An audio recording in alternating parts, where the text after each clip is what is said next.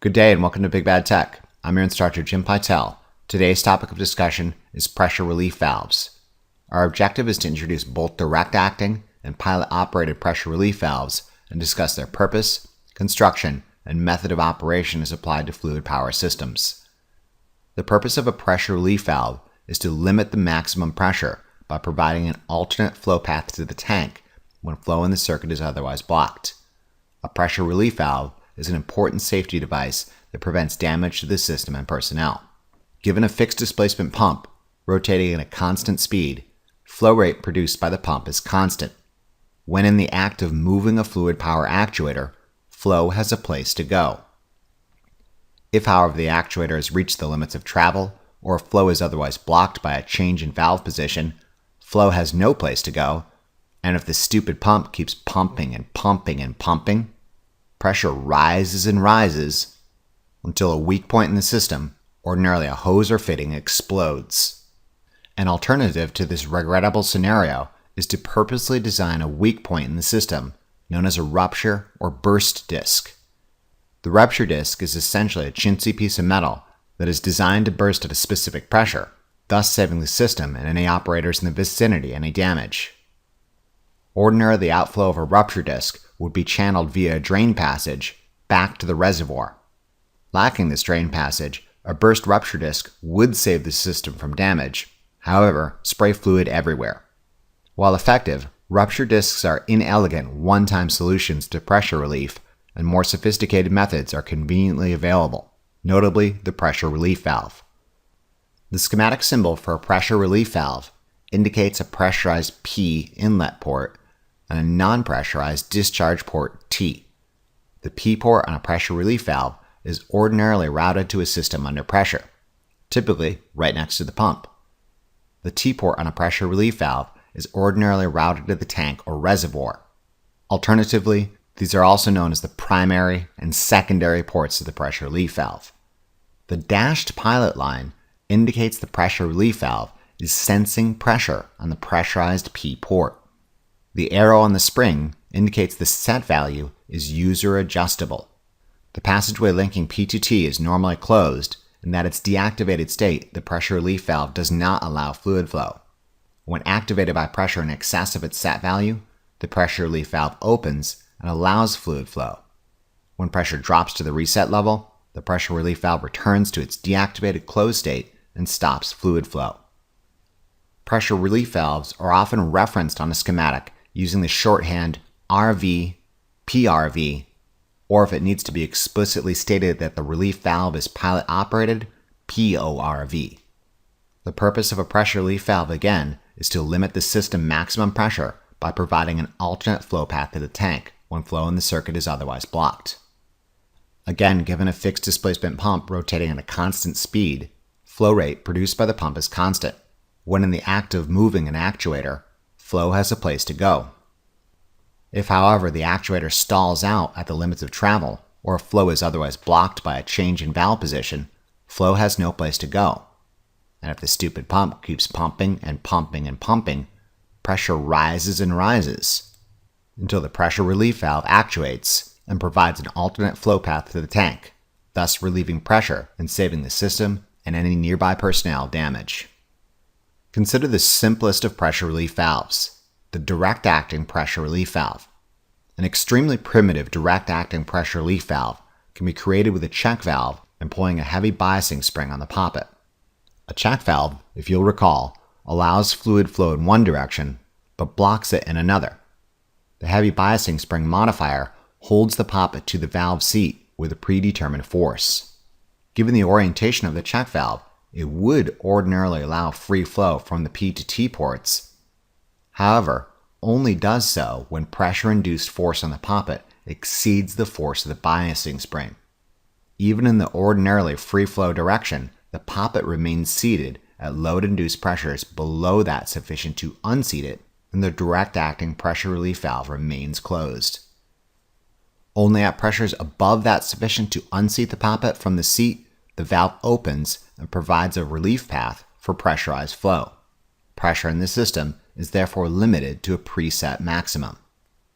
Alternatively, Consider this configuration of a direct acting pressure relief valve.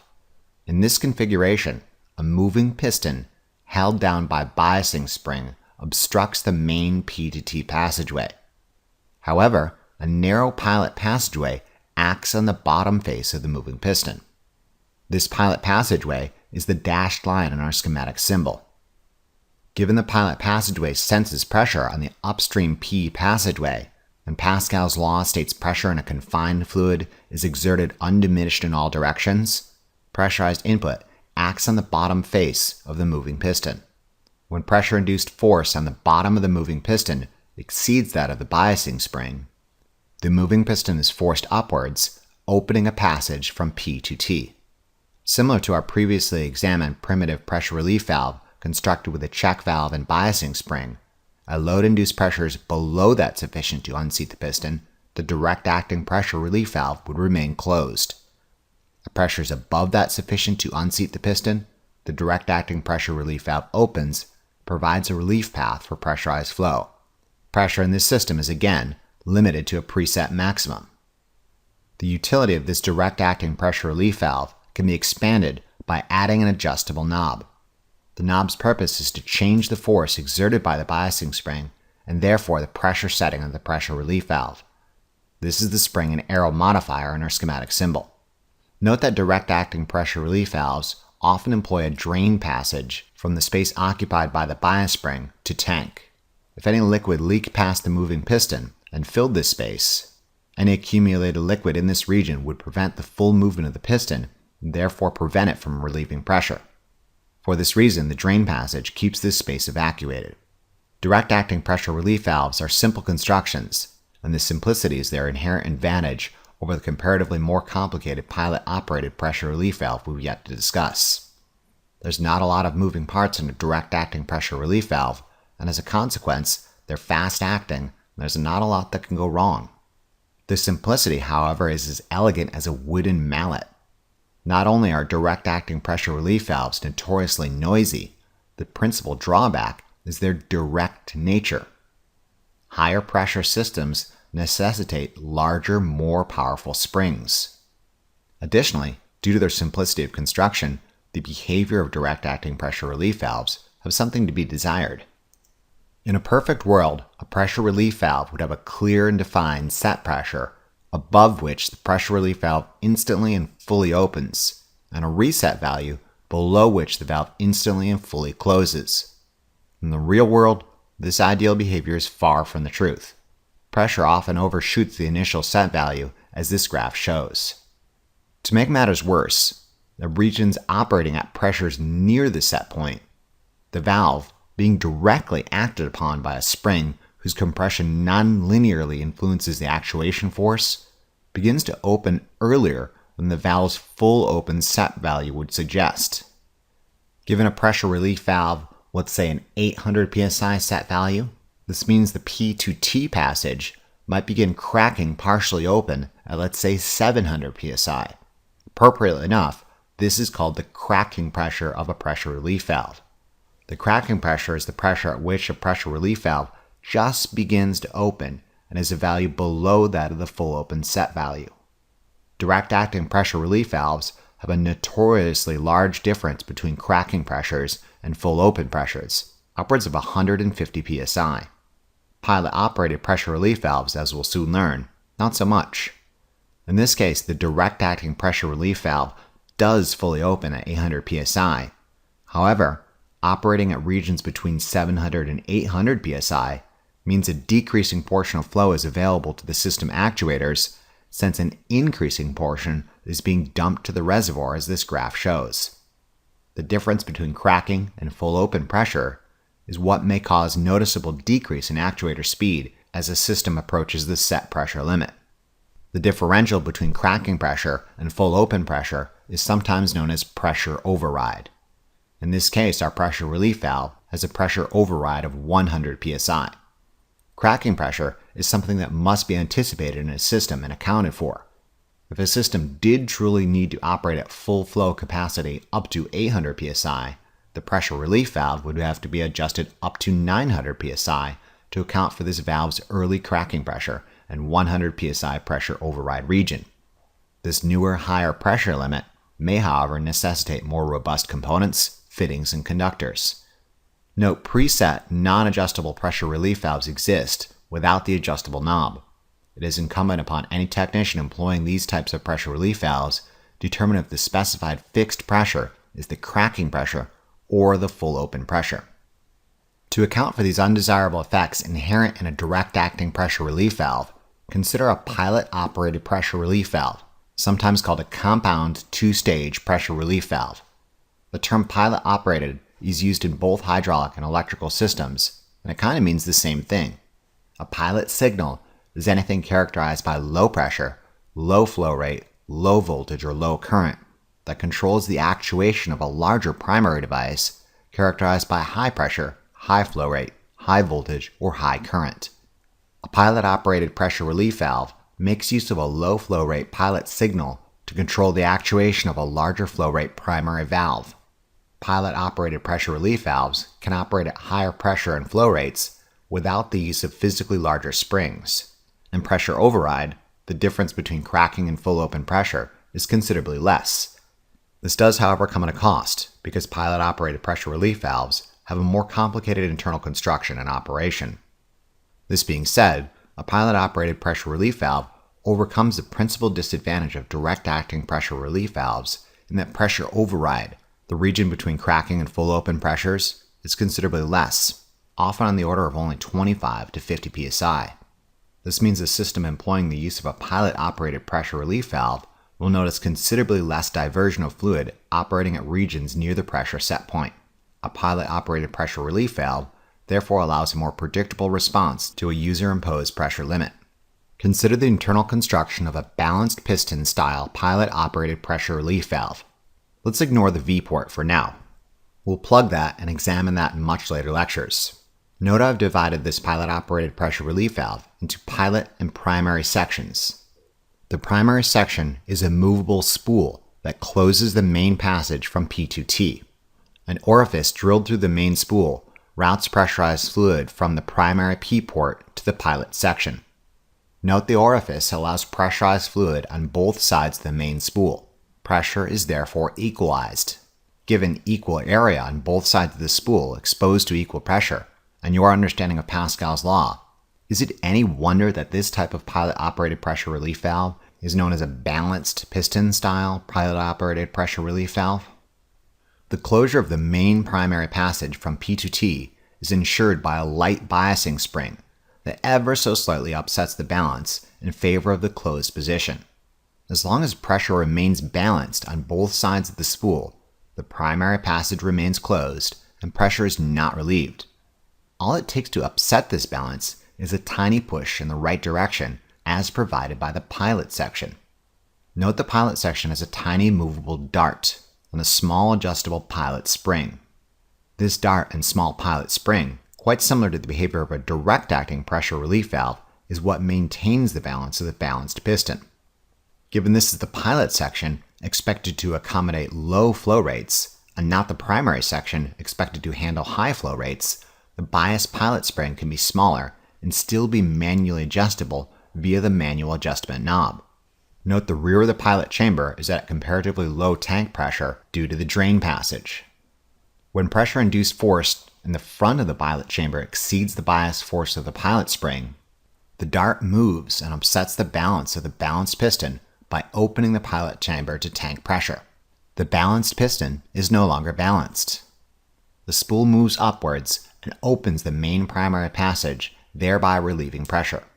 Note only a small amount of pressurized flow is relieved via the pilot passage. The majority of the relief flow goes through the primary passage. The low flow pilot section therefore initiates the conduction of the high flow primary device.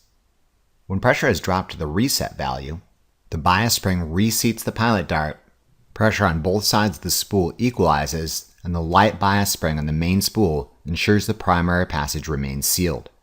The pressure relief valve is back in the deactivated closed state. Dig? Honestly, it took me a couple times to understand how a pilot-operated pressure relief valve works the first time someone showed it to me, so I don't blame you if you rewind and revisit the last section a couple times to make sure it sticks.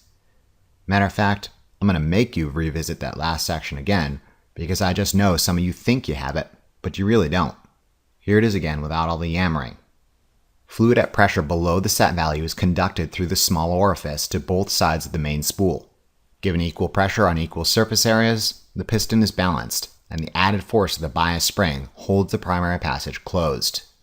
When pressure in the pilot chamber reaches the set value, the pilot dart unseats and drains the pilot chamber to tank. The balanced pressure condition on both sides of the main spool is upset, and the primary passage opens, relieving pressure. When pressure drops to the reset value, the pilot dart reseats, and pressure equalizes on both sides of the main spool. The added force of the bias spring holds the primary passage closed. Long story short, you should understand that the pilot section's job is to simply tell the primary section when to relieve pressure by upsetting the balance of the ordinarily balanced piston. I don't know if this visualization exercise will help you understand the difference between a direct acting and a pilot-operated pressure relief valve, but even if it doesn't, try it, because it's super fun. You'll need your lab partner's help for this exercise, so you might have to go wake them up. I think they're asleep on the couch out in the hall with a half-eaten breakfast burrito on their chest. First, have your lab partner stand up, and then pick them up, and then toss them to the ground. This is how a direct acting pressure relief valve works. It takes some effort, but it gets the job done. Next, have your lab partner get up off the ground and push on you. Apply a token amount of resistance to get them committed to pushing you. And then just get out of the way and let them fall to the ground.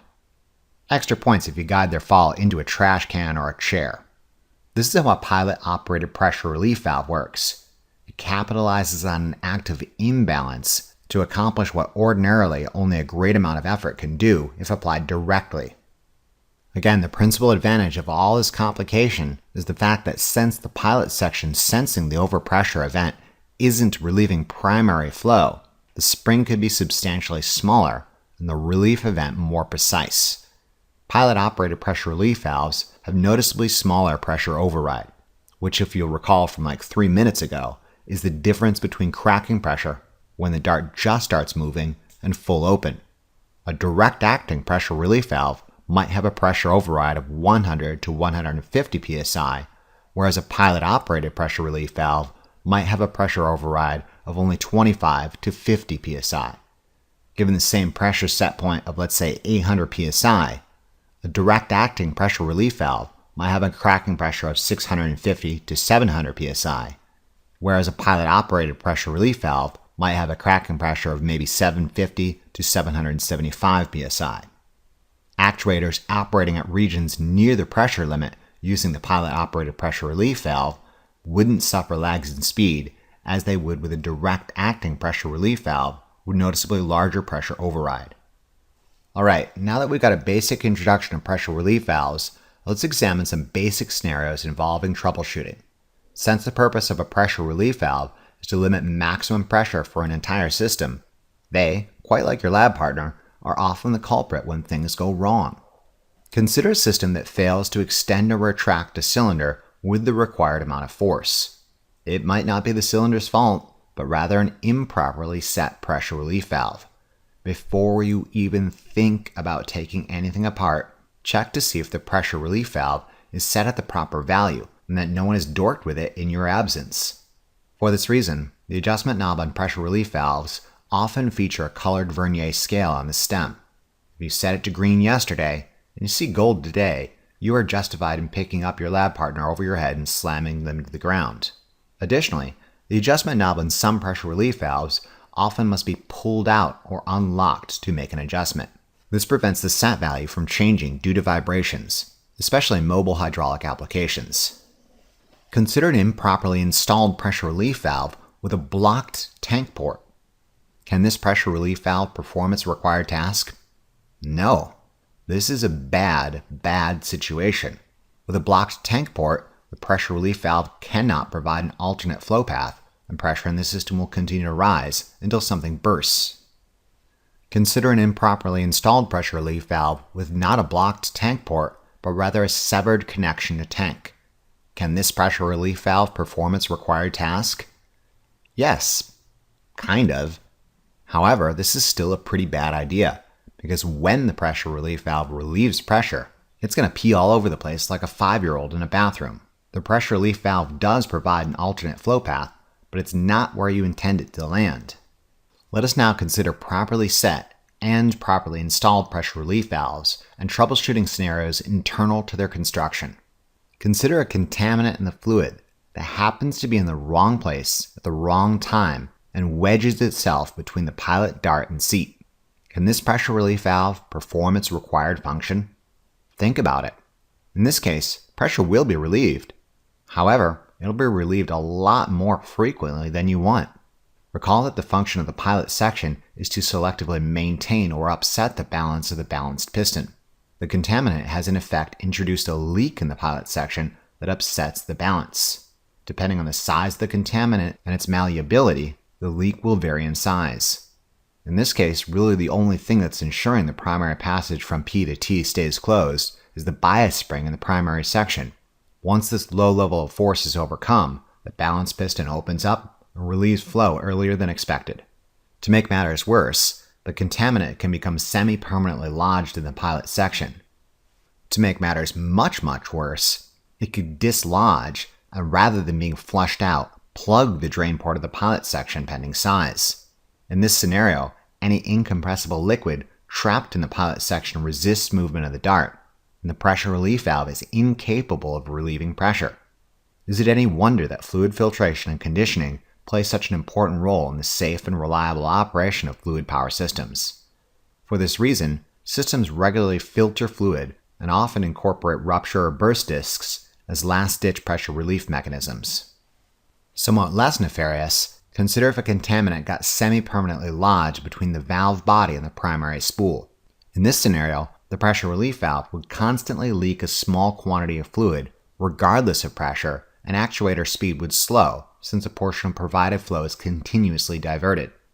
A pressure relief valve exhibiting such a continuous leak might be warmer than expected.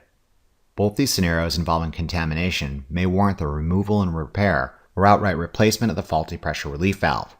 Both scenarios could have been prevented with a proper level of filtration and regular maintenance. This really kind of wraps up the brief introduction to pressure relief valves I intended to accomplish this lecture. However, before we bring this lecture to a close, I'd like to make some brief comments on the wise use of pressure relief valves and the role of design and component selection in the efficient operation of fluid power systems. As essential as a pressure relief valve is for a properly functioning fluid power system, it is generally a good idea to avoid using it. This is to suggest that a properly designed system only infrequently goes to the trouble of building pressure to a certain level and then just dumping it to tank without accomplishing any work. The pressure relief valve in the act of relieving pressure is essentially wasting energy. Pressurized flow is converted to noise and a whole lot of heat, contributing to inefficiencies of the larger system. It would be far better practice to store energy or simply stop supplying it if your only option is to waste it. This is to suggest that a well-designed system doesn't regularly block pump flow, minimizes the time actuators are stalled to the limits of travel, and the fundamental realization that when you don't need flow, you don't need to pump. We'll discuss these and other interactions in later lectures on directional control valves, accumulators, and pumps.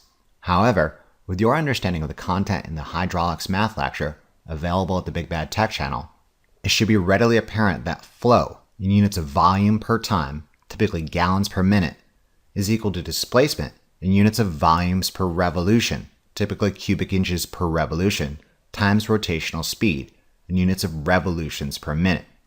A system confronted with a scenario in which no flow is required has available two options that both serve to keep the pressure relief valve closed. 1. Use a clunky old-school motor that keeps rotational speed constant and decrease displacement per revolution with a clunky, leaky, complicated old-school variable displacement pump. Or 2. Use an inexpensive fixed displacement pump and an extremely sophisticated motor drive that simply stops spinning the pump when pressure gets too high. You can tell where my loyalties lie. Like I said in the Introduction to Fluid Power Systems lecture a while ago, a complete and thorough understanding of fluid power systems doesn't stop at the pump, but stretches into the motor driving the pump and well beyond. Problem is, we won't get anywhere if we chase every rabbit down every hole we encounter along the path. Other playlists at the Big Bad Tech channel discuss motors and motor controls, and it is well worth your time to check these out once you're done with hydraulics. You find it really is all connected, and as you gain more knowledge of more material, it's astoundingly easy to make the connections.